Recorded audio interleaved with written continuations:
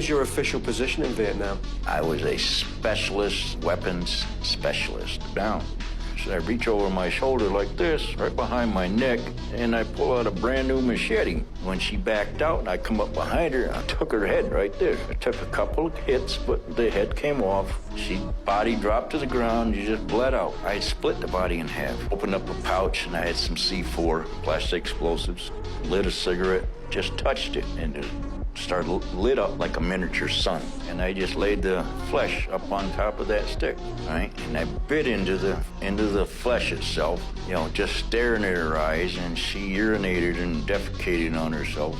And she talked to me in broken English, so she told me everything I wanted to know. I go in, I reported in, saluted the colonel, and he gets up and he says, "You're one sick son of a, but I love you." Understand now how your mind was able to work that well under those conditions. That you really did an exceptional job in that. Well, through the whole thing, like I mentioned before, at the beginning, I did think I was going to die. And so from that moment on, one has to have certain goals that you have to set. The first goal, of course, was to live. I suppose the second goal was to get untied. The next one was to get help. From getting help, getting to the hospital. You know, you have to have a successive set of goals.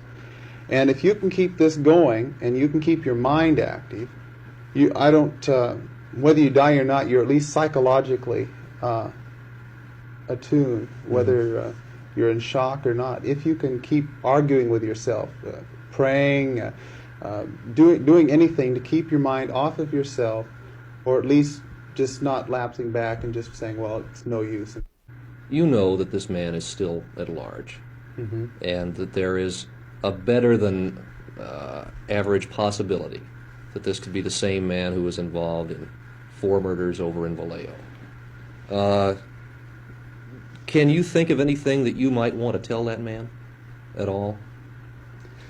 I considered him a robber. I had absolutely no thought that he was anything but that. And when we were at this robbery stage, I didn't consider any real threat to my life or to the girl or anything. I really didn't consider this, but I really wanted to help him. And did he seem as though he would like your help at all? No, he didn't, and he didn't even end up taking the money. But I bear no grudge. Well, of course not. I don't think that he was acting under his total complete consciousness. And when a man is, if you don't mind using the word sick, you can't hold this against them. But the real concern that I have is that he doesn't do this again. I'd like to see some people save this experience.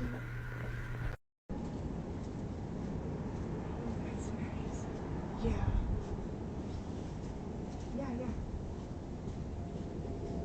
Yeah, you are. I said that's nice. That's so cute.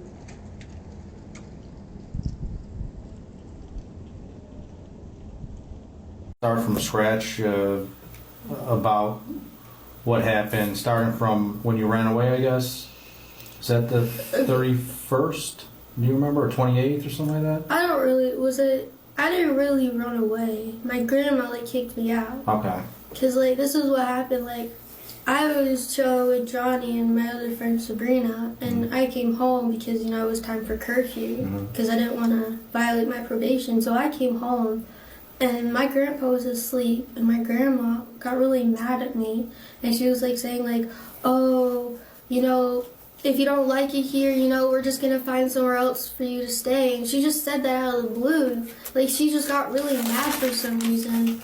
And so I was just if you're gonna find another place for me to stay, I'm just gonna leave. I'm just gonna find somewhere else to go. So. And this was basically when you took off, you came back, your grandparents were home, and I guess that's when you had that. Do you ever feel violent? Yes, I do. What do you feel like doing? Killing people. You still feel like killing people? Yes. Describe the feeling that you get when you feel like killing people. Well, last March 11th, I was hallucinating, and I took a razor blade and I cut a man's throat. Here in the hospital? Here in the hospital. Do you think you'd murder me, Joe? Yes. That's gruesome, Joe. That's horrible. Yes, it is. And you don't blame me if I say I hope you never get out of this place. I hope I never do either.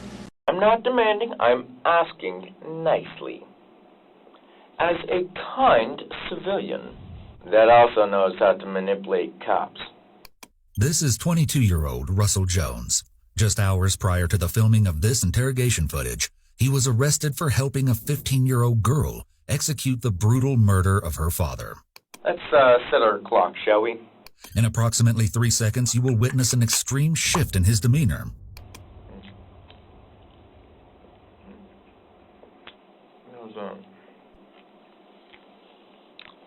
You're listening in on my conversations, aren't you? Oh.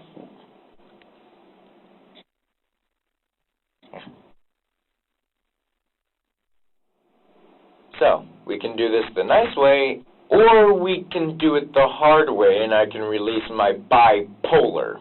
Let's make a deal. Do-do-do-do. 1, thanks for the food. 2, I see Ellie and Davin, because they are both under my protection. 3, before you release Ellie to her parents, or parent, do a background check as well as a DNA test, as well as, well, not DNA, a drug test. And if you find out that her parent, her mom, is in fact doing drugs, you are to release her. Tonight, new video of the terrifying moments when a shooter started firing at Joel Osteen's Lakewood Church in Houston. You can see an officer realize something was terribly wrong ahead of the Spanish service. May God just be with us. Police say a 47-year-old church member was shot in the hip. We're at Lakewood Church. We need units now. Body camera footage released today by Houston police capturing the chilling commands from the shooter, identified as 36-year-old Genesee Yvonne Marino, carrying an AR-15 with the word Palestine written on it. Police say Marino died in the shootout with off-duty officers. The TABC agent told Miss Moreno to put her weapon down, but she refused. The agent fired his duty weapon again, striking her. She was declared deceased at the scene. Wearing a trench coat and backpack, Marino brought her 7-year-old son from her car into the church. He can be seen covering his ears at one point before he was struck by gunfire in the head. Tonight, Houston's police chief says the young boy is still fighting for his life 2 weeks later, adding no child should ever be placed in that position, as the investigation into the shooting that rattled this close-knit community continues. Emily Ikeda, NBC News.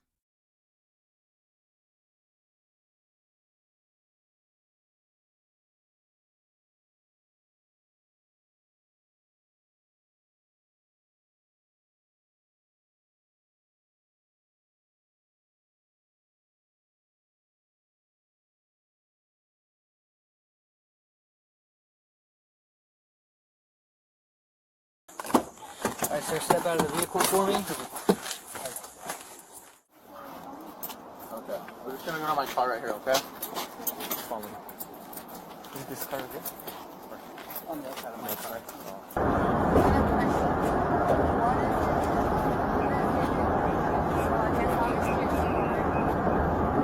Yeah. Yeah.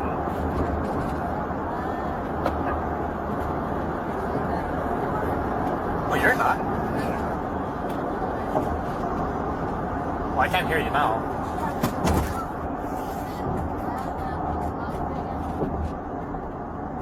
Don't say that right now.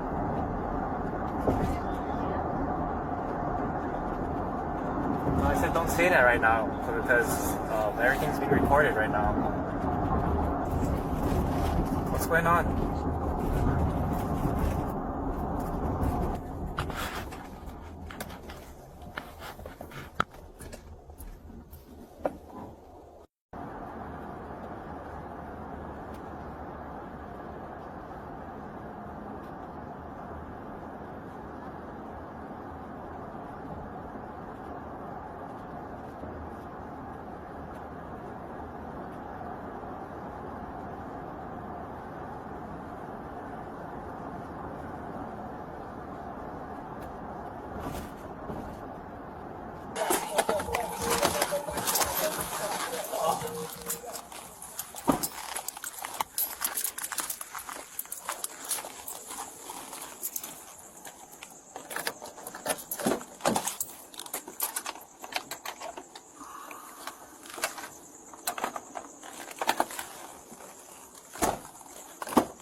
Alright, sir, step out of the vehicle for me.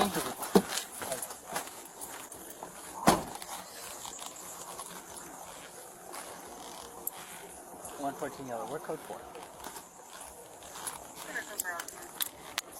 Everything just went wrong. Okay, hold on. Let me turn my camera off. She's code 4? She's code 4. Okay. Yeah, let me turn this off real quick. I wanted to kill my mother since I was 8 years old, and I'm not proud of that. A month later, I'm up living with my grandparents in the mountains, and 10 months later, I murdered them. It made it worse to be on top of a mountain. I was literally on top of a mountain when it happened. And I sensed everybody in the world just stopping what they were doing, turning around, saw what I did, and are coming to get me. And I knew I was paranoid at that moment. I knew anybody that came up there and gave me a funny look or a fishy eye or quizzical look, I'd have blown their brains out thinking they were coming to get me. And if it had been in a city, I would have been a mass murderer at age 15. I would have killed until they gunned me down. I wouldn't have been able to reason my way out of it. I was scared to death, and I was violent. I felt my back hit that wall. I was the rabbit that always ran, that always backed away, always burned his bridges. Suddenly there weren't any more, and my back hit that wall, and I came out screaming, kicking, and shooting.